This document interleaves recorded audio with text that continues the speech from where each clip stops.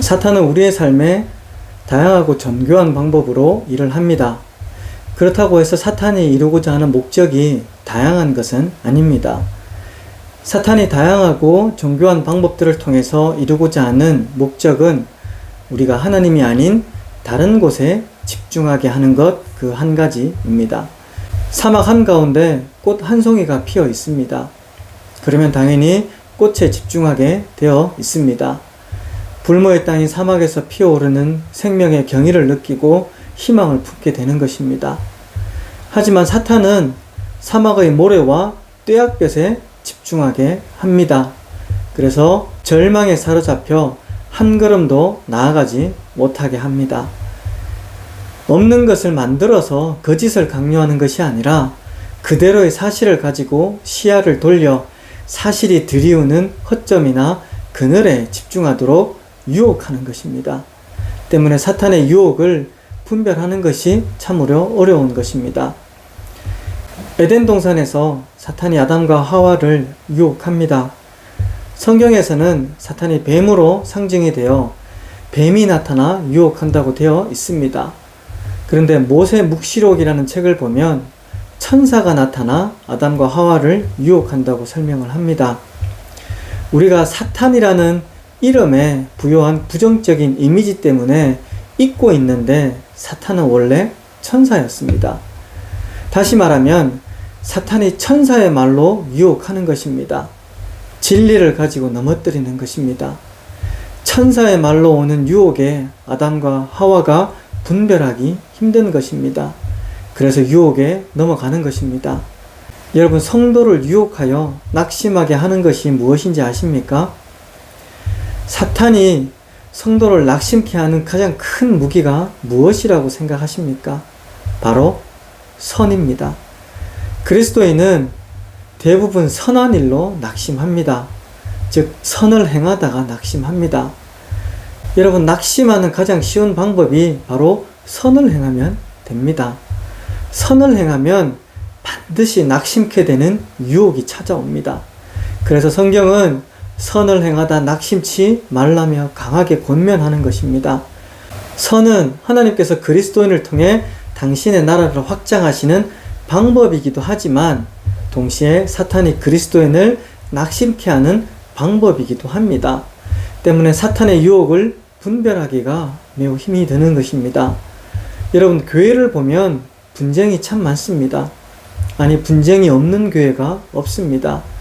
그런데 그 분쟁에서 쏟아져 나오는 말들은 다 하나님이고 진리입니다. 모든 분들이 말씀을 예로 들거나 혹은 자신의 선한 양심을 내세우고 공의와 사랑을 외칩니다. 그런데 정말 명심해야 하는 것은 사탄도 하나님을 외치고 말씀과 양심을 내세우며 공의와 사랑을 가지고 유혹한다는 것입니다. 그래서 바울은 복음을 전함에 있어 두렵고 떨림을 강조합니다. 왜냐하면 하나님께서 일하시는 방법과 사탄이 일하는 방법이 다르지 않기 때문입니다. 그 목적과 결과는 다를지라도 방법은 같은 것입니다. 로마서 8장 30절에서 38절 말씀을 보면 기록된 바 우리가 종일 주를 위하여 죽임을 당하게 되며 도살당할 양같이 여김을 받았나이다 함과 같으니라. 그러나 이 모든 일에 우리를 사랑하시는 이로 말미암아 우리가 넉넉히 이기느니라. 내가 확신하노니 사망이나 생명이나 천사들이나 권세자들이나 현재일이나 장래일이나 능력이나 높음이나 깊음이나 다른 어떤 피조물이라도 우리를 우리 주 예수 그리스도 안에 있는 하나님의 사랑에서 끊을 수 없느니라. 이 말씀에서 결론은 하나님의 사랑에서 끊을 수 없다이지만 이는 하나님의 입장에서 끊을 수 없는 것입니다. 우리의 연약함의 입장에서는 우리가 하나님의 사랑에서 언제든지 떨어져 나갈 수 있는 유혹이 될 수 있는 것들로 어떤 피조물이라도 라고 이야기하는 것입니다. 다시 말하면 힘들고 고통스럽고 나쁜 일들로 우리가 하나님의 사랑에서 멀어지는 것이 아니라 모든 것들이 다 그러한 유혹이 될 수 있다는 것입니다.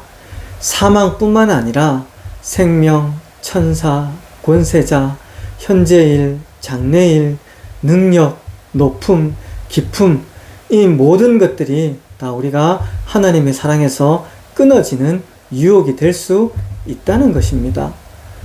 의외로 하나님에게서 멀어지는 그리스도인을 보면 실패나 질병과 같은 이유들보다 성공이나 흔히 좋은 것들로 여겨지는 일들인 경우가 더 많다는 사실을 발견합니다.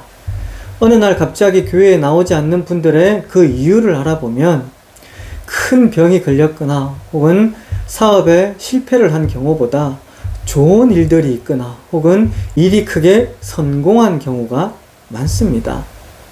더 문제는 좋은 일들로 하나님에게서 멀어지는 상황을 안타까움을 가지고 심각하게 바라보지 않는 경우가 많다는 것입니다.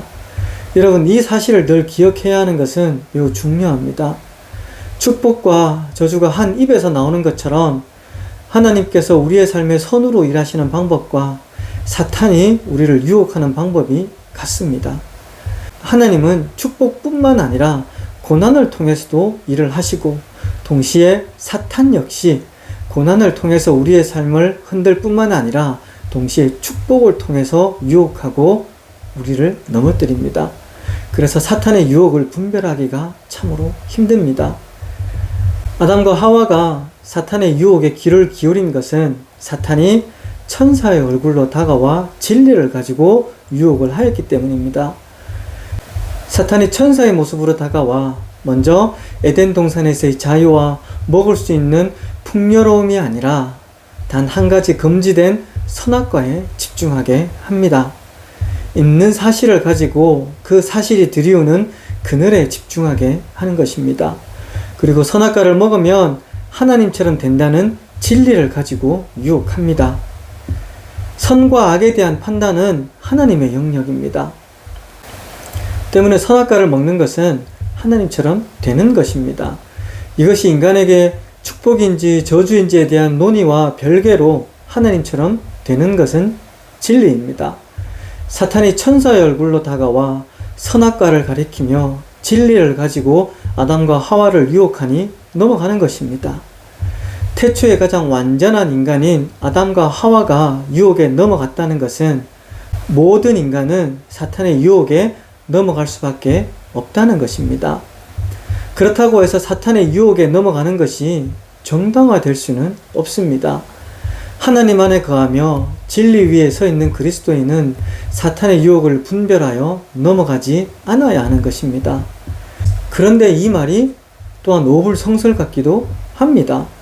진리를 가지고 다가오는 사탄의 유혹에 모든 인간은 넘어지게 되어 있는데 그럼에도 불구하고 그리스도인은 사탄의 유혹을 분별하여 넘어지지 말아야 한다는 말이 앞뒤가 맞지 않는 것 같습니다. 하지만 이 말이 전혀 맞지 않는 것은 또한 아닙니다. 다시 말하면 넘어질 수밖에 없는 사탄의 유혹에 넘어지지 않기 위해서는 사탄이 진리를 가지고 유혹하며 삶을 넘어뜨리는 바로 전 단계를 바로잡으면 가능하다는 것입니다. 사탄이 선악과를 먹으면 하나님같이 되리라는 말로 아담과 하와를 유혹하는 전 단계가 무엇입니까? 바로 사탄이 에덴 동산에 먹을 수 있는 모든 과실이 아닌 바로 금지된 선악과에 집중하게 하는 것입니다. 다시 말하면 하나님이 아닌 다른 것에 먼저 집중하게 하는 것입니다. 따라서 그리스도인이 사탄의 유혹에 넘어가지 않기 위해서 단순히 사탄의 유혹을 분별해야 한다는 것으로는 불가능합니다. 왜냐하면 사탄은 하나님의 방법으로 우리를 유혹하기에 분별하기 힘들기 때문입니다. 때문에 그리스도인은 사탄의 유혹에 넘어지지 않기 위해서 그 전 단계인 하나님께 집중하는 자세가 흐트러지지 않도록 노력해야 하는 것입니다. 금지된 선악과가 아니라 허락하신 다른 모든 과실에 집중하여 의심이나 교만과 같은 사탄이 접근하는 틈이 생기지 않도록 노력해야 한다는 것입니다. 이것이 그리스도인이 사탄의 유혹에 넘어지지 않는 방법인 것입니다. 여러분, 그래서 성경은 믿음을 하나님을 바라보는 자세로 설명을 합니다. 모세가 이스라엘 백성들을 애굽에서 광야로 이끌어냅니다. 하지만 이내 위기를 맞습니다. 앞에는 홍해가 가로막고 뒤에는 자신들을 죽이려고 애굽의 군대가 쫓아오는 사면 초가에 빠집니다. 그때에 모든 백성들이 위기의 상황에 집중합니다. 그래서 원망하고 절망합니다. 하지만 모세는 하나님께 집중하는 자세가 흐트러지지 아니합니다. 때문에 위기라는 상황이 모세를 넘어뜨리지 못합니다. 하나님께 집중하는 모세는 희망을 품고 구원을 선포합니다. 만약에 하나님께 집중하는 모세의 자세가 흐트러졌더라면 그것이 틈이 되어 사탄의 유혹이 틈타게 되고 그 유혹에 모세는 넘어지게 되는 것입니다. 다윗 역시 마찬가지입니다. 다윗이 아들 압살롬의 반역으로 성에서 도망나와 도피합니다. 다윗 입장에서는 원통할 일입니다. 하지만 이러한 상황에서 다윗 역시 하나님께 집중하는 자세가 흐트러지지 않습니다. 이 당시 다윗의 고백이 시편 62편에 기록되어 있습니다. 나의 영혼이 잠잠히 하나님만 바라며 나의 구원이 그에게서 나오는도다. 오직 그만이 나의 반석이시오 나의 구원이시오 나의 요새이시니 내가 크게 흔들리지 아니하리로다. 다윗이 그럼에도 불구하고 내가 하나님께 집중한다고 고백합니다. 그래서 흔들리지 아니하는 것입니다. 여러분, 믿음이 사탄의 유혹을 이기게 하는 것입니다. 그런데 믿음이 무엇입니까? 홍해가 가로막힌 위기의 때에 모세의 고백처럼, 아들에게 쫓겨 도망가는 억울한 상황에서 다윗의 고백처럼 믿음은 하나님께 집중하는 것입니다. 그래서 사탄의 유혹에 넘어갈 수밖에 없는 인간이 그 유혹에 넘어지지 않는 방법은 바로 하나님께 집중하여 그 시야를 돌려 다른 것에 집중하지 않는 것입니다. 그리고 집중하는 것은 여러분 서로 경쟁합니다. 하나님께 집중을 하면 하나님을 가지고 서로가 경쟁을 합니다.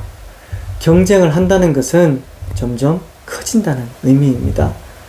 예를 들면 남녀가 사랑에 빠지면 서로 사랑에 집중합니다.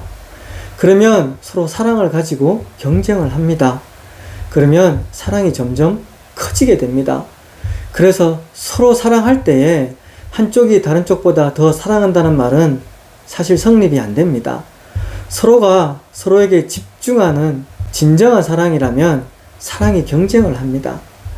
그래서 점점 사랑이 커지고 사랑으로 가득하게 되는 것입니다. 그리고 사랑이 식는다는 말은 더 이상 집중하지 않는다는 의미이고, 집중하지 않으면 사랑이 경쟁하지 않으니 점점 작아지는 것입니다. 여러분, 모든 것은 서로 경쟁합니다.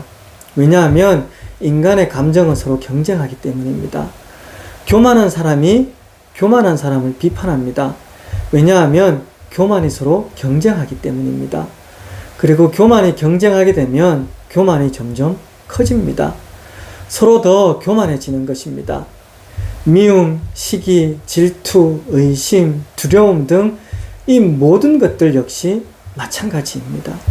의심에 집중하면 의심이 서로 경쟁하여 점점 그 의심이 커져서 나중에는 눈덩이처럼 커지게 되는 것입니다. 에덴 동산에서 사탄이 아담과 하와의 시야를 선악과로 돌립니다. 그리고 그 마음에 의심을 품게 합니다. 그래서 그 마음이 하나님께 집중하는 것이 아니라 의심에 집중하게 하는 것입니다. 아담과 하와가 의심에 집중하니 서로의 마음에 있는 의심이 경쟁하는 것입니다. 하나님을 향한 의심이 커지는 것입니다. 그렇게 되면 사탄이 유혹하는 말이 들리는 것입니다. 또한 서로 미워하게 되면 미움이 서로 경쟁하게 됩니다. 그리고 미움이 점점 커집니다. 모든 것들이 다 이러합니다. 그래서 사탄의 유혹이 틈타는 가장 좋은 환경이 되는 것입니다. 그런데 중요한 것은 부정적이고 나쁜 감정들만 경쟁하는 것이 아니라 선하고 좋은 감정들도 경쟁합니다. 사랑은 나눌수록 커진다는 말은 사랑이 서로 경쟁한다는 말입니다. 사랑이 서로 경쟁하니 당연히 커지는 것입니다. 봉사를 잘하거나 전도를 잘한다는 소문이 나는 공동체가 있어 가보면 그 이유가 의외로 간단합니다. 바로 경쟁하기 때문입니다. 봉사를 잘하는 공동체는 공동체 전체가 봉사에 집중합니다. 그리고 서로 경쟁합니다. 전도를 잘하는 공동체 역시 마찬가지입니다. 전도에 집중하고 서로 경쟁합니다. 삶의 모든 차원이 다 이와 같습니다. 집중하는 것이 경쟁합니다. 카네기 멜론 대학교의 데이비드 뱅커스는 천재 과잉의 문제라는 논문을 썼습니다. 거기서 그는 천재들이 균일하게 흩어져 있지 않고 특정 시기와 장소에 몰려 있음을 지적했습니다. 예를 들면 19세기의 작곡가들이 몰려 나왔습니다. 맨델스존, 바그너, 리스트는 친구 사이였습니다. 셰익스피어 시대에는 영국의 작가들이 몰려 나왔습니다.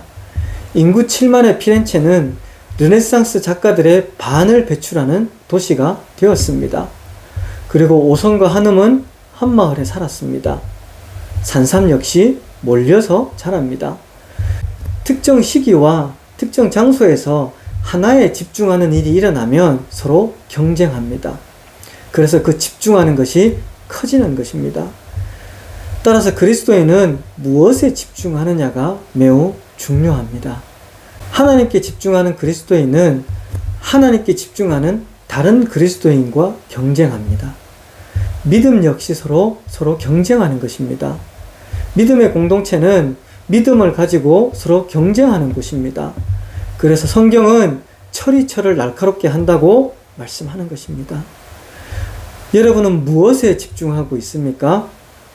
여러분은 여러분이 집중하고 있는 것을 가지고 경쟁하게 되는 것입니다. 그리고 그 집중하는 것이 점점 커지게 됩니다. 하나님께 집중하는 그리스도인은, 즉 믿음에 집중하는 그리스도인은 믿음을 가지고 경쟁합니다. 그래서 믿음을 점점 확장해 나가는 것입니다. 이것이 하나님 나라가 확장해 나가는 원리입니다. 그리고 하나님께 집중하여 하나님을 가지고 경쟁하는 삶은 모세가 그러했듯이, 그리고 다윗이 그러했듯이 사탄의 유혹이 틈타지 못합니다. 어떤 것들도 하나님의 사랑에서 그 삶을 끊을 수 없는 것입니다.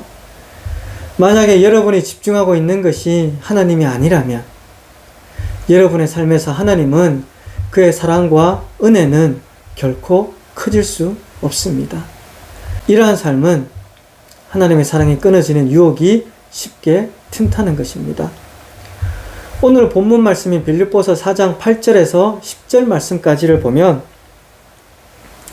끝으로 형제들아 무엇에든지 참되며 무엇에든지 경건하며 무엇에든지 오르며 무엇에든지 정결하며 무엇에든지 사랑받을 만하며 무엇에든지 칭찬받을 만하며 무슨 덕이 있든지 무슨 기림이 있든지 이것들을 생각하라. 너희는 내게 배우고 받고 듣고 본 바를 행하라. 그리하면 평강의 하나님이 너희와 함께 계시니라.